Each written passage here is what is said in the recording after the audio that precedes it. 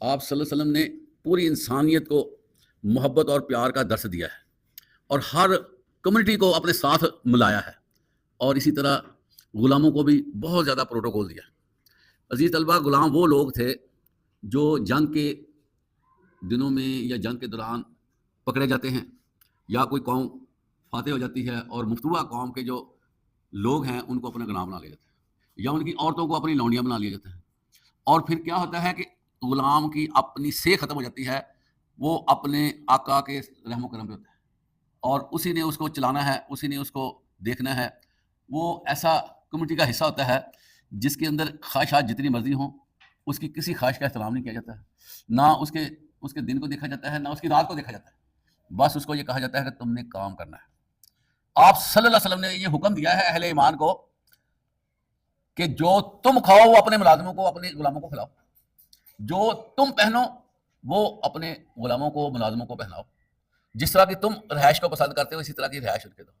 جس طرح کے تمہارے ارمان ہیں اسی طرح کے ان کے ارمان ہیں، ان کے بھی ارمانوں کا تم خیال رکھو، ان کے معاملات کو تم ڈیل کرو۔ کلکم رائن و کلکم مسئول عن رعیتی، عزیز طلبہ تم میں سے ہر ایک ذمہ دار ہے اور ہر ایک سے اس کی رعیت کے بارے میں سوال ہوگا، اور یہ سوال غلاموں کے بارے میں ہوگا۔ حتیٰ کہ عزیز طلبہ اگر کوئی جانور گھر رکھا ہوا ہے نا، اگر آپ اس پہ کیئر نہیں کرتے نا، رکھ لیتے ہیں جس طرح بچوں کو شوق ہے، کوئی برڈز رکھ لیا، کوئی اور چھوٹا سا جانور رکھ لیا، لیکن اس کے دھوپ چھاؤں کا خیال نہ رکھا، اس کے چارے کا، اس کی غذا کا، اس کے دانے کا خیال نہ رکھا، تو یہ چیز پوچھی جائے گی۔ اسی طرح اگر آپ کسی کو اپنے گھر ملازم رکھ لیتے ہیں، وہ ملازمت ایک پیشہ ہے، ایک اسائنمنٹ ہے ملازمت، لیکن اب اس کا مطلب نہیں ہے کہ وہ شخص جو ہے وہ ویسے ہی فارغ ہے، وہ رف ہے، اس کی کوئی حقیقت نہیں ہے۔ یہ بات ذرا سمجھنے والی ہے۔ انسانیت کا ہونا الگ ہے، ملازم کا ہونا الگ ہے۔ ملازم کا مطلب یہ نہیں ہے کہ آپ اس کو کسی طور پر بھی ویٹر نہ دیں اور اپنا ہی کام میں لگے رہیں، اس کو وہ چیزیں دیں جو آپ پسند نہیں کرتے۔ بعض اوقات آپ نے عزیز طلبہ دیکھا ہوگا، ہوٹلز میں جاتے ہیں، ملازمہ یا ملازم اس کو سائڈ پہ بٹھایا ہوتا ہے اور خود وہ خوش گپیاں لگا رہے ہوتے ہیں اور ہنس رہے ہوتے ہیں اور بڑے بڑے اچھے کھانا کھا رہے ہیں، ان میں سے جو بچ جائے وہ کہتے ہیں یہ ملازموں کو دے دو۔ اسی طرح بہت سی ایسی ہم نے یہ ویڈیوز بھی دیکھی ہیں کہ گاڑی میں بیٹھے ہوئے ہیں خود فیملی والے، اور جو اس کی ڈگی ہوتی ہے اس میں اپنی ملازموں کو بٹھایا تھا۔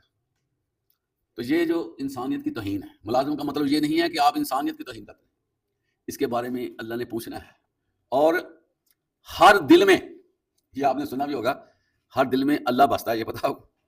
یہ نہ سمجھے کہ اس کا دل ویسے ہی دھڑکتا ہے، اور جو بندہ مظلوم ہوتا ہے نا اس کے اندر زیادہ اللہ ہوتا ہے، اس کی آہ سے بچنا چاہیے۔ اور بہت سے لوگ اپنے ملازموں کو مارتے ہیں، پیٹتے ہیں، گالیاں نکالتے ہیں، یہ نہ سمجھیں کہ ان کو کوئی مسئلہ نہیں ہے، وہ پراپر ان کا گناہ ہے، جتنا ایک عام بندے کو گالی دینے کا گناہ اتنا ہی ملازم کو گالی دینے کا گناہ ہونا ہے، یا ان پہ تشدد کرتے ہیں، یا ان کو جو ہے ان پہ خام خواہ آپ چڑھائی کر دیتے ہیں۔ عزیز طلبہ بہت سی ایسی مثالیں ہیں جس میں قصور نہیں ہوتا، لیکن صرف بد زنی کی بنیاد پہ اس کو برا بلا کہہ دیا جاتا ہے۔ تو اس بارے میں اللہ کے رسول آپ صلی اللہ علیہ وسلم نے بڑی اچھی مثالیں قائم کی ہیں۔ حضرت زید بن حارثہ، پتہ آپ کو کون تھے؟ وہ غلام تھے، بکتے بکاتے کسی صحابی کے پاس پہنچے، اس نے آپ کو گفٹ کر دیا حضرت زید کو۔ حضرت زید آپ کے ساتھ رہے اور بڑے ہی پیار سے آپ نے ان کو رکھا، اور ان کے والدین جن کا بچہ یہ گم ہو گیا تھا، اغوا ہو گیا تھا، یا کسی نے پکڑ لیا تھا، وہ پھرتے پھراتے پوچھتے مدینہ میں پہنچ گئے، اور پتہ چلا کہ زید جو ہے وہ محمد صلی اللہ علیہ وسلم کے پاس موجود ہے، اور وہ زید کو لینے کے لیے پہنچ گیا کہ یہ بچہ ہمارا ہمیں دے دیا جائے۔ لیکن والدین کی طرف سے اگر کوئی بچہ اغوا ہو جائے تو ان پہ کیا بیتتی ہے، یہ تو آپ کو پتہ ہی ہے، کیا احساسات ہوتے ہیں۔ آپ دیکھیں کہ اللہ کے رسول کی زید کے ساتھ محبت، اللہ کے نبی نے آفر کر دی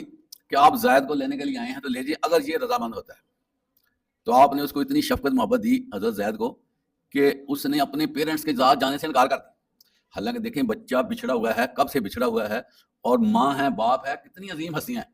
لیکن اللہ کے نبی کی محبت ایسی شاندار تھی کہ اس نے ان محبتوں کو چھوڑ دیا جو والدین سے ان کو ملنی تھی۔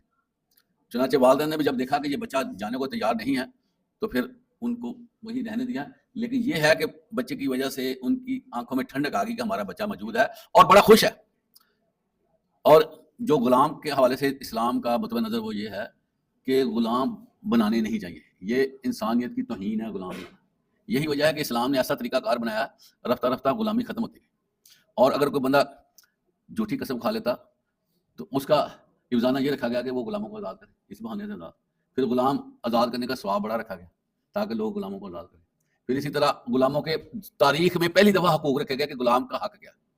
اور غلام کو پوری طرح آزادی دی گئی، اور جو ہے وہ کام میں اقتدار رکھا گیا. آپ صلی اللہ علیہ وسلم نے یہاں تک فرمایا کہ اگر تم کسی ملازم کو کام کہتے ہو، وہ کام جو ہے اس سے باری ہے، تو تم جو ہے خود اس کے ساتھ تعاون کر کے وہ کام کو ختم کرو. یہاں تک رکھا گیا ہے کہ بے جا بوجھ ان پہ نہ ڈالو. اللہ تعالیٰ ہمیں اس فلسفے کو سمجھنے کی توفیق عطا فرمائے. آخری دعوانا